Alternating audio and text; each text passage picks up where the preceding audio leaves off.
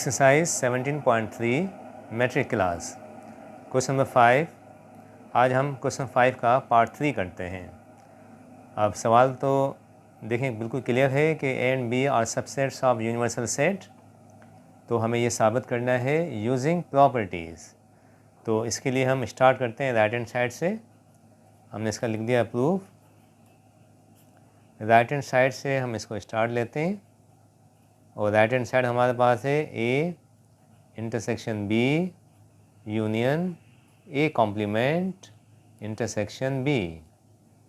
अब इसमें इस्तेमाल होगा डिस्ट्रीब्यूटिव लॉ।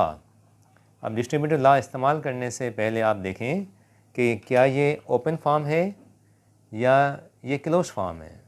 तो हम जानते हैं ये ओपन फॉर्म है और ओपन फॉर्म में भी आप ये देखें कि कौन सी चीज़ है जो दोनों ब्रैकेट में सेम है। तो इंटरसेक्शन बी जो है हम देखते हैं यहाँ पर भी है और इंटरसेक्शन बी जो है इस ब्रैकेट में भी है। तो ये इंटरसेक्शन बी को तो हम ले लेते हैं कॉमन। ये हमने कॉमन ले लिया, बाहर निकाल दिया दोनों में से। तो अब अंदर जो बचेगा वो हमारे पास क्या बचेगा, देखें इंटरसेक्शन बी दोनों से बाहर निकल गया तो एक जगह पे ए बचेगा, फिर यूनियन बचेगा और फिर ए कॉम्प्लीमेंट बचेगा।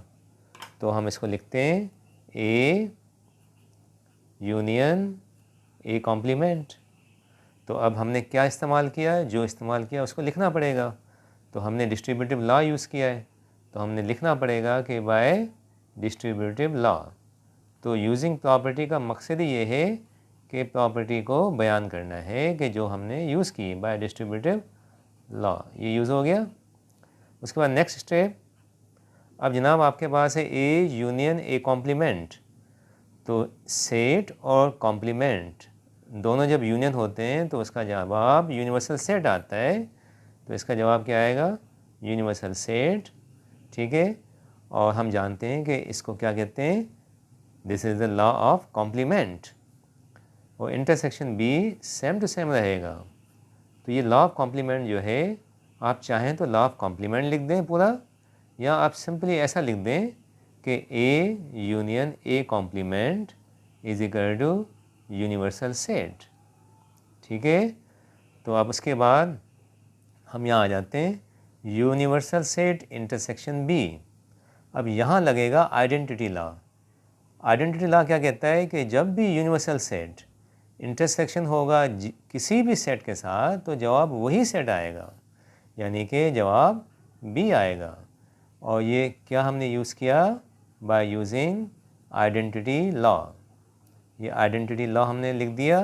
ये लिखना लाजमी है क्योंकि सवाल में कहा गया है कि जो प्रॉपर्टी यूज़ करनी है हमें इसको मेंशन करना है। तो जनाब ये आ गया बी, बी का मतलब ये लेफ्ट हैंड साइड हो गया।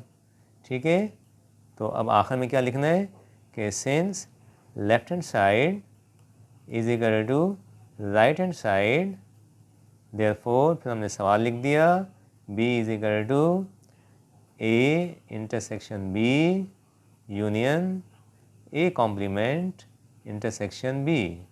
ये हमने साबित कर लिया बाय प्रॉपर्टीज़।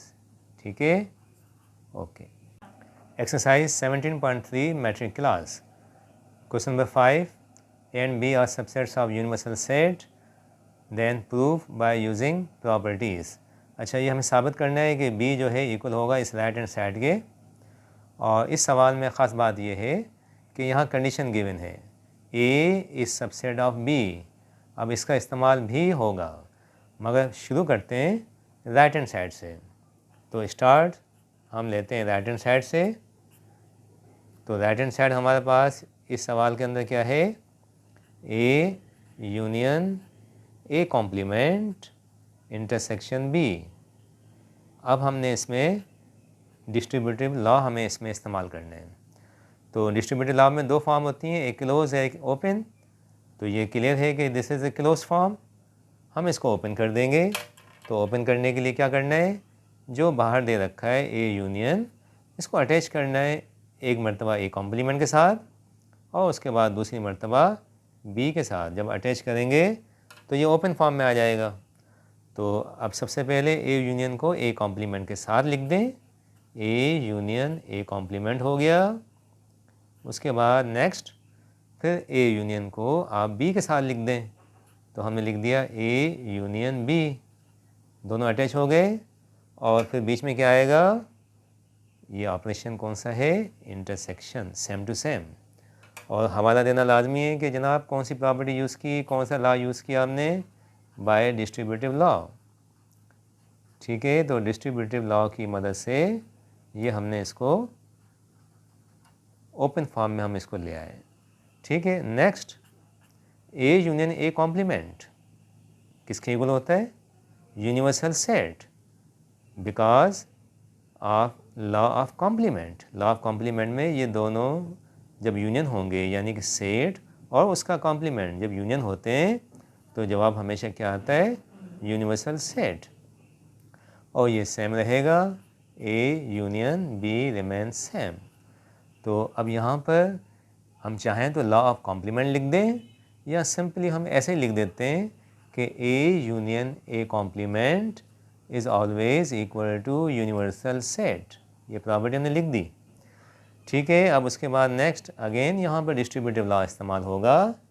ठीक है, अभी ये क्लोज फॉर्म है, फिर ये ओपन होगा। हमने यू इंटरसेक्शन को अटैच करना है ए के साथ, और उसके बाद यू इंटरसेक्शन को अटैच करना होगा किसके साथ, बी के साथ। तो ये ओपन हो जाएगा, ये डिस्ट्रीब्यूट हो जाएगा। तो लेट्स डिस्ट्रीब्यूट दिस। पहले यू इंटरसेक्शन ए हो गया, ठीक है। अब उसके बाद यू इंटरसेक्शन किससे होगा, बी के साथ। यू मतलब यूनिवर्सल, इंटरसेक्शन ये बी हो गया। और बीच में निशानी हमारे पास कौन सी रहेगी, यूनियन की, this is union, same to same. तो ये क्या किया अपन ने, डिस्ट्रीब्यूटिव लॉ को इस्तेमाल किया क्लोज फॉर्म में से ओपन फॉर्म में। तो फिर यहाँ लिखना पड़ेगा बाय यूजिंग डिस्ट्रीब्यूटिव लॉ। तो हमने लिख दिया सिंपली डिस्ट्रीब्यूटिव लॉ। ठीक है, अब उसके बाद नेक्स्ट स्टेप में हम देखते हैं कि यूनिवर्सल इंटरसेक्शन ए, अब ये कहलाता है आइडेंटिटी लॉ। इसमें क्या होता है, जब भी यूनिवर्सल सेट किसी भी सेट के साथ इंटरसेक्शन होगा तो वही सेट आएगा, यानी कि यहाँ पर ए आएगा, यूनियन सेम टू सेम। और फिर वही बात कि यूनिवर्सल को जब इंटरसेक्शन करेंगे किसी भी सेट के साथ तो जवाब वही सेट आएगा, यानी कि यहाँ पर जवाब बी आएगा।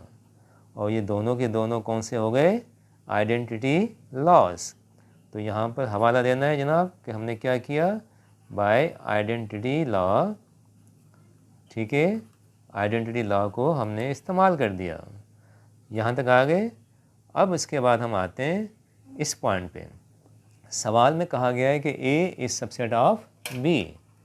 तो आप इस पर थोड़ा ध्यान दें, ये ए क्या है, now A is subset, A subset है।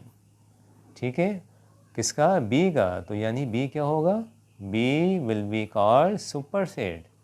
तो जनाब बी क्या है, ये सुपर सेट है। तो ये सवाल में दे रखा है हमें, क्या दे रखा है, A is subset of B.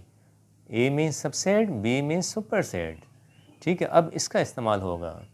अच्छा, अब ऊपर लिखा हुआ है ए का मतलब सबसेट और बी का मतलब सुपर सेट। और हम जानते हैं जब भी सबसेट और सुपर सेट यूनियन होते हैं तो जवाब हमेशा सुपर सेट आता है, यानी कि जवाब क्या आएगा, बी आएगा। ठीक है, क्योंकि ए जो है सबसेट है किसका, बी का। ये हमने हवाला दे दिया इसका। अब उसके बाद ये बी क्या हो गया, this is left hand side, ये लेफ्ट हैंड साइड हमने लिख दिया। और उसके बाद आखिर में स्टेप्स वही होते हैं, since left hand side is equal to right hand side, therefore ये आपने स्टेप लिख दिया, B is equal to A union A complement intersection B. ये साबित हो गया। ठीक।